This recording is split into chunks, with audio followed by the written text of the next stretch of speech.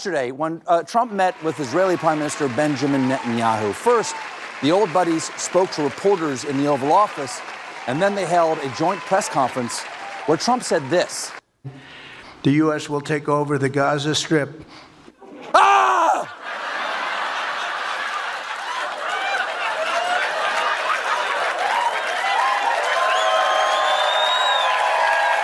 On The Late Show, with his signature sharp and humorous satire, Stephen Colbert did not hesitate to tear apart Donald Trump's controversial actions and statements on live television. From unrealistic plans to shocking policies, Colbert used wit and irony to expose the madness and potential danger in Trump's ideas, while skillfully incorporating a profound critical message that made the audience laugh and think. Yes, the Riviera of the Middle East, the Cancun of crises, the sandals of sadness, the Carnival cruise of war crime. Now, you might be asking, what about the Palestinians who live there? Well, don't worry. Or do. If you have a shred of humanity, because Trump does not. When asked how many Palestinians would have to be displaced for his luxury real estate development, Stephen Colbert mocked Trump's idea of occupying Gaza and turning it into a luxury resort by calling it the Riviera of the Middle East, the Cancun of crisis, the sandals of sorrow, or the Carnival cruise of war crimes. These phrases were not only humorous but also a way for Colbert to highlight the absurdity and insensitivity of the plan. Gaza, a small region with a population of about 2 million, has endured decades of conflict, with devastated infrastructure and poor living conditions due to constant blockades and wars. Trump's idea of turning it into a Riviera, a symbol of luxury and entertainment, is not only unfeasible but also shows a profound lack of understanding of the history and political realities of the region. Colbert took the irony even further by pretending to put on a wig immediately after hearing this statement, as a way to express his shock and outrage at such a ridiculous and dangerous idea. This action was not only funny but also a theatrical move to emphasize that Trump's words were beyond the imagination of anyone with a basic understanding of the Middle East. Furthermore, Colbert's use of the phrase Carnival cruise of war crimes also pointedly hinted at the potential moral implications of this plan, such as the possibility that the U.S. could be implicated in violations of international law or even accused of war crimes. Through this satire, Colbert not only criticized Trump for his lack of reality but also criticized his heartless attitude in turning a land full of pain into a real estate project in his imagination, completely ignoring the fact that Gaza is home to millions of people living in misery. Colbert's response, from his words to his theatrical actions, was a way to awaken the audience to the dangers of an ignorant and unempathetic leader making statements that could have serious consequences on the international stage. I mean, we're talking about probably 1,000,007 people, 1,000,007, maybe 1,000,008, but I think all of them.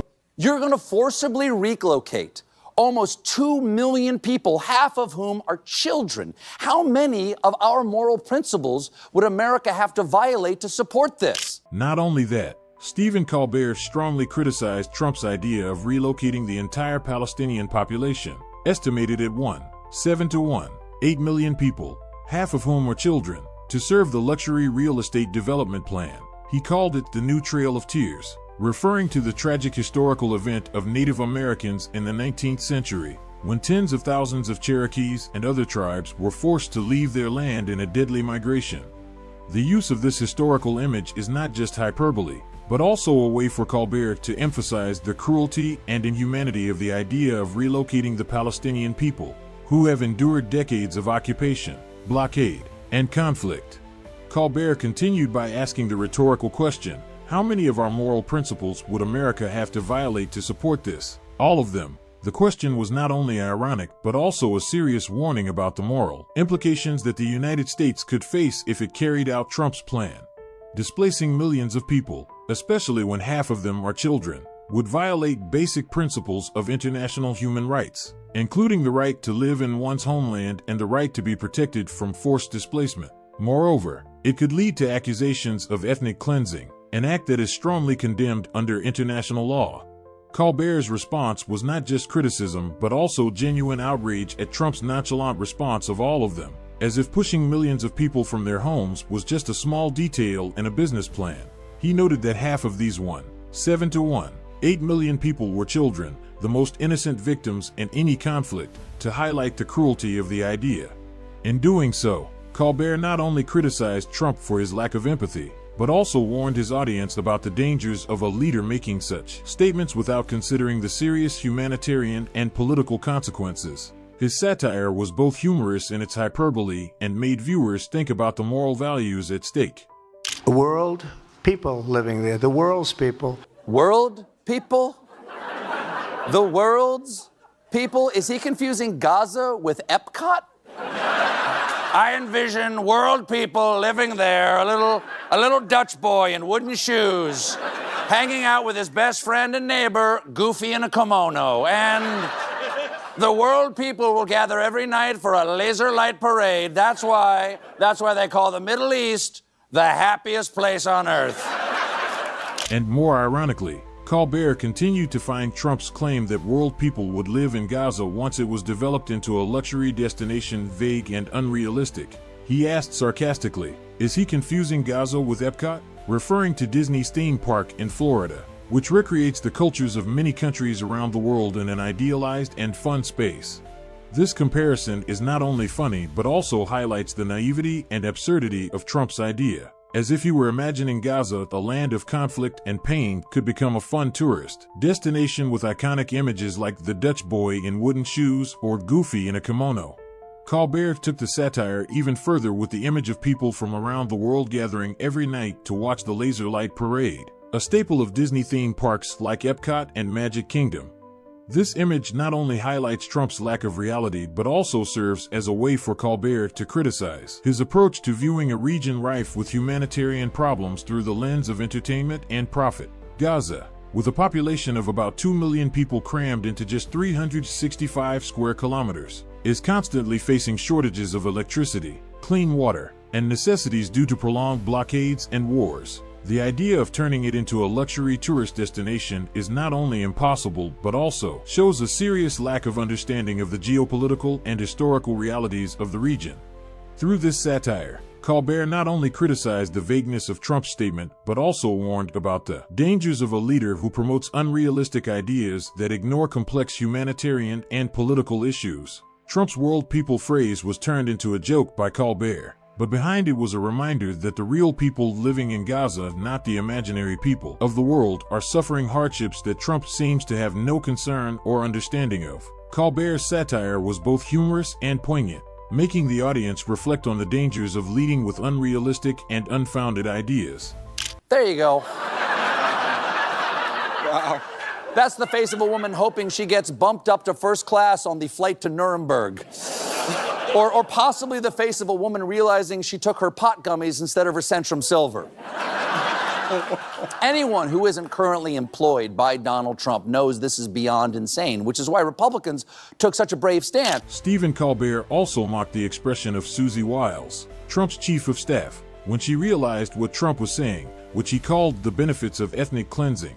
The phrase ethnic cleansing that Colbert used was not just a hyperbole but also a serious warning about the potential moral and legal consequences of Trump's plans, such as the relocation of millions of Palestinians to build luxury resorts.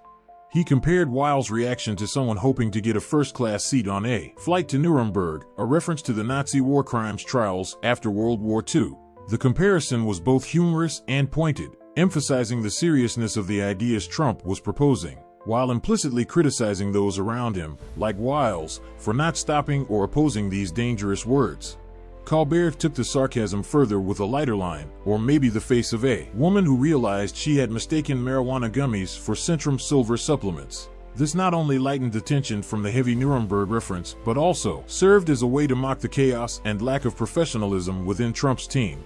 It suggested that even those closest to Trump might be in a state of confusion or disorientation in the face of his crazy statements, as if they were unable to process the complexity and consequences of what he said.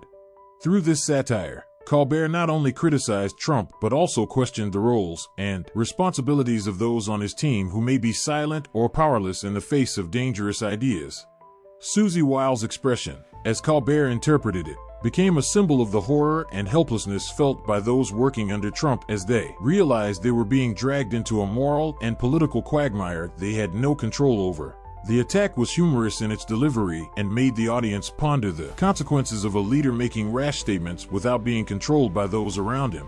The email originally excluded people who work in intelligence because they're critical to national security. But yesterday, the CIA sent a buyout offer to their entire workforce. I guess that's a wrap on the CIA.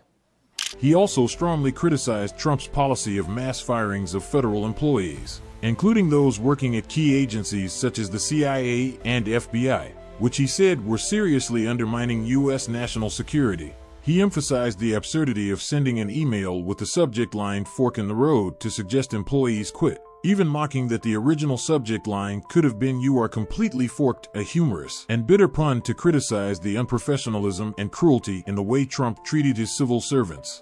The CIA then also sent an offer to buy out all employees, including those working in the intelligence field, which is considered crucial to national security, causing Colbert to sarcastically say that's the end of the CIA, as a warning about the consequences of weakening these agencies. Colbert went on to criticize the FBI for having to provide information about 5,000 agents who worked on cases related to the January 6th incident, raising concerns that they could be fired for political reasons. The January 6, 2021 attack on the Capitol by a pro-Trump mob was one of the darkest moments in modern American political history, and FBI agents played a key role in investigating and prosecuting those involved. Trump's targeting of these agents, in Colbert's interpretation, was not just an act of political vengeance, but also an attempt to undermine the justice system and protect his supporters despite their wrongdoing. He took the sarcasm further by saying that if this continued, federal agents could end up on CBS television shows like FBI, FBI Most Wanted, or FBI International. The comparison is not only amusing but also a profound warning that if real-world institutions are dismantled, their television appearances will become the only thing left, a hollow symbol of security and justice. In doing so, Colbert not only criticized Trump for putting personal and political interests above the national interest, but also urged viewers to think about the long-term consequences of weakening the institutions that protect the country, from intelligence to law enforcement, in an environment where political and social stability are increasingly fragile. Anyone who isn't currently employed by Donald Trump knows this is beyond insane, which is why Republicans took such a brave stance, with Senator John Cornyn saying, "I don't know what to make of it. Check back with me tomorrow. That's a good idea." Yes, because when history calls, you stall. As Patrick Henry said, "Give me liberty or give me 24 hours. The British are making some really good points. In addition, Stephen Colbert mocked the silence and procrastination of Republican politicians, specifically Senator John Cornyn, in response to Trump's crazy plans and statements. He ironically called Cornyn's response brave, when Cornyn simply said he didn't know what to think and asked to check back tomorrow. This response not only showed indecision but also showed an attitude of avoiding responsibility, especially in the context of Trump's ideas such as occupying Gaza or displacing millions of Palestinians, which are dangerous and could lead to serious moral, political, and international consequences. Cornyn's choice to procrastinate instead of speaking out or taking a clear stance is a sign of political cowardice, which Colbert used to criticize the lack of leadership within the Republican Party in the face of Trump's controversial actions. Colbert took the satire even further by imitating a quote from Patrick Henry, a historical figure famous for his statement, "Give me liberty or give me death," during the American Revolution. He turned this quote into "Give me liberty or give me 24 hours," both humorous and poignant, to mock Cornyn's procrastination as if he was trying to buy time to avoid facing reality.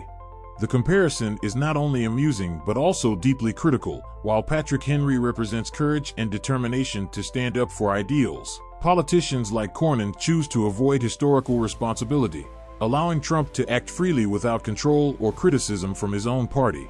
Through this satire, Colbert criticized not only Cornyn personally but also the entire Republican Party, questioning their role in restraining a leader with dangerous and unrealistic ideas. He implicitly warned that their silence or delay would not only be a political failure but could lead to more serious consequences if Trump's policies or statements were not promptly controlled. Colbert's attack was humorous in its hyperbole and made the audience reflect on the responsibility of political leaders to stand up for moral values and national interests against ideas that could cause widespread harm. What's more, What about Trump's irresponsible approach to international affairs by mocking his hypothetical claim that he would do the best business with everyone, China, Russia, even Mars if they had something good to offer? Colbert might say, oh yeah, because nothing screams global superpower more than negotiating with aliens, right? I bet Trump already has a resort on Mars in mind, call it Mar-a-Lago on Mars, with a panoramic view of red dust and no oxygen tax. This hyperbole is not only amusing but also highlights Trump's lack of seriousness in matters of diplomacy that require subtlety and insight. Colbert could have continued by arguing that Trump's treatment of international relations as a business deal shows that he does not understand the complexity of global alliances or crises such as climate change, the conflict in Ukraine, or tensions in the South China Sea. For example, he could have quipped, while the world is trying to stop wars and save the planet, Trump is here with a red pen, ready to sign a contract with Mars because no one can negotiate better than him, right? I guess the next step is to sell Alaska to aliens in exchange for a shiny gold flying saucer. In doing so, Colbert not only criticized Trump's naivety but also warned of the danger of a leader who puts personal interests and simplistic business thinking above complex international issues, which could weaken America's position in the world and cause unintended consequences. The satire was both humorous, with its hyperbolic references to Mars and flying saucers, and insightful, as it made the audience ponder the importance of responsible and informed foreign policy. It also continued Colbert's style in the source material, where he often used absurd imagery to highlight the absurdity of Trump's words and actions. One could mock the inconsistency and chaos in Trump's messaging by mocking his hypothetical claim that he would bring the best peace to the Middle East, but then immediately following that with maybe bombing some places, I don't know, to see what happens. Colbert could say, oh great, a peace plan that sounds like it was written on a napkin while waiting for a pizza delivery. Peace Monday, bombing Tuesday, see what happens Wednesday. That's not foreign policy, that's geopolitical dice. This hyperbole is not only funny but also highlights the lack of clarity and impulsiveness with which Trump makes important statements, especially about a sensitive region like the Middle East, where any misstep could escalate conflict and destabilize the world. Colbert could go on to argue that this inconsistency is not just a Trump problem, but also a reflection of a chaotic leadership style where constantly shifting messages make it difficult for allies and adversaries alike to predict U.S. actions. For example, he could quip, I bet diplomats around the world are playing bingo with every Trump statement. Peace gets 1 square, bombing gets 1, and if he says we'll see, he gets the whole row.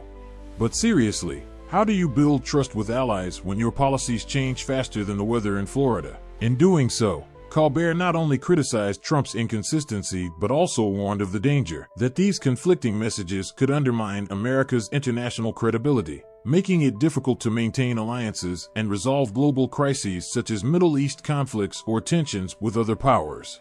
The satire continues Colbert's style in the source material, both humorous with its hyperbolic imagery like geopolitical dice games and diplomatic bingo, and poignant in its reflection on the importance of consistency and accountability in leadership.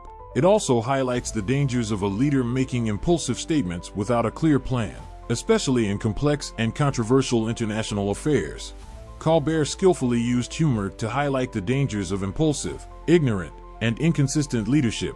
His attacks were not only a critique of Trump, but also a wake-up call to audiences about the importance of demanding responsibility and ethics from leaders. With his talent for turning serious issues into moments that are both funny and thought-provoking, Colbert has established himself as an important voice in checking power and defending society's core values.